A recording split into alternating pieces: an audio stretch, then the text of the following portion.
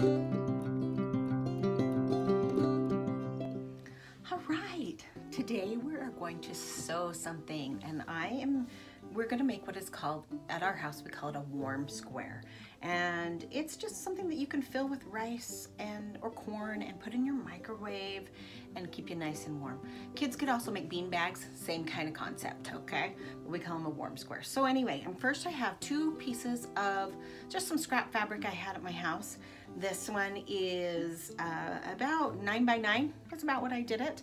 And we are gonna sew around this whole thing. So first we need to pin it. So I personally love, can you even see them? These nice long pins, okay? And I'm gonna start pinning it. I'm gonna first start right here, and I'm going to make it so that I know that this is the spot that I want to leave open, that I don't wanna sew there. I'm gonna leave it open when I'm sewing.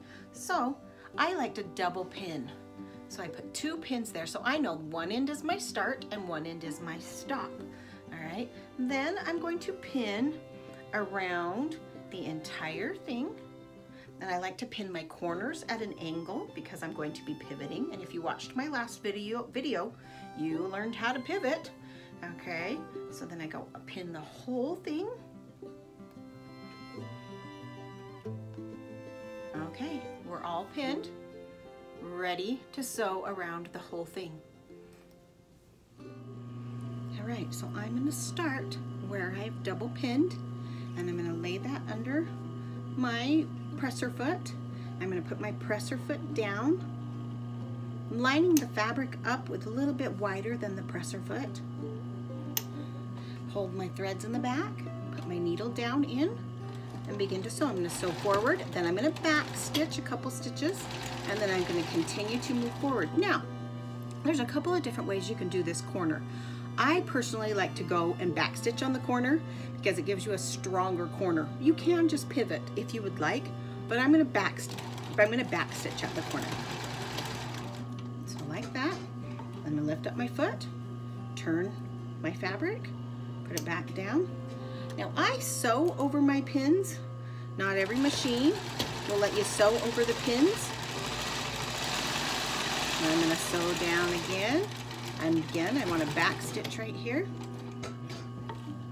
Turn my fabric. I pull out those corner pins, but the ones in the middle I continue to sew over the top.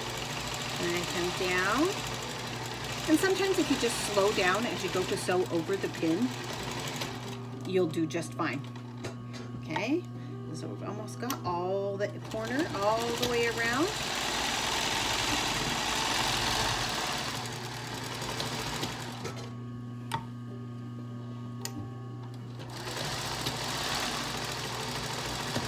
Stopping again right here at the double pins.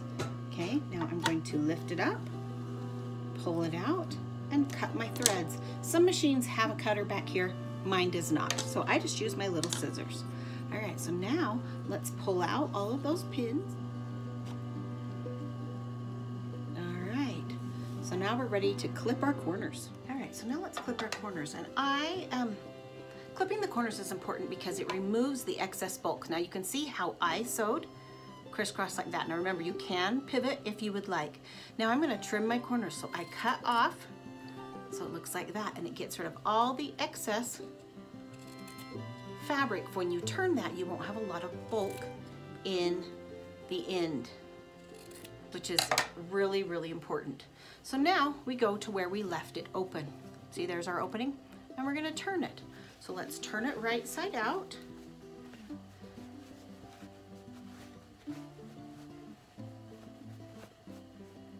After we get it turned right side out, we need to make sure that our corners are pulled all the way out. So I'm going to show you a little trick. I push it out with my finger, but then sometimes it still gets kind of tucked down in there, and I take a pin and I just go in and I lift out the corner. Beautiful. And then it makes a more crisp corner. Now this is a warm square. It doesn't need a crisp corner, but it is good to learn. Now you can see how this one's really tucked down in there. So you just go and you lift out your corners. And you get right down in there.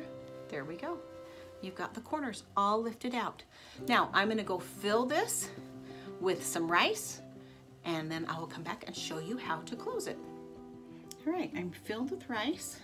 You can tell that it's about halfway, maybe a little bit more than halfway, but I want to not have to go all the way to the top because then I won't be able to close this end.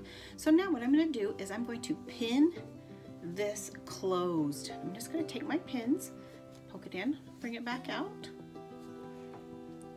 Then I'm going to come down here to the other end, poke it in and bring it out. We're going to close this end right here, do it in the center. And now I'm going to lay it down on my machine and I'm going to sew across the entire top, making sure that I back stitch and trying my hardest to keep the rice from sliding in down where I'm going to sew, because if you do that and you hit a grain of rice, it will break your needle. All right, so holding my threads in the back, twisting my hand wheel so that my needle goes down in the machine, I'm going to begin to sew. So, and I'm going to back stitch, and then I'm going to continue to sew, sewing across my pins. Oops, and I can feel where I've got some rice. Just scooch that down. So across, all the way across here,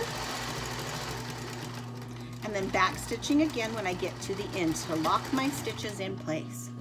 All right, pulling it off, cutting my threads, remove the pins, and look at that beautiful closed seam. And guess what? No rice is falling out.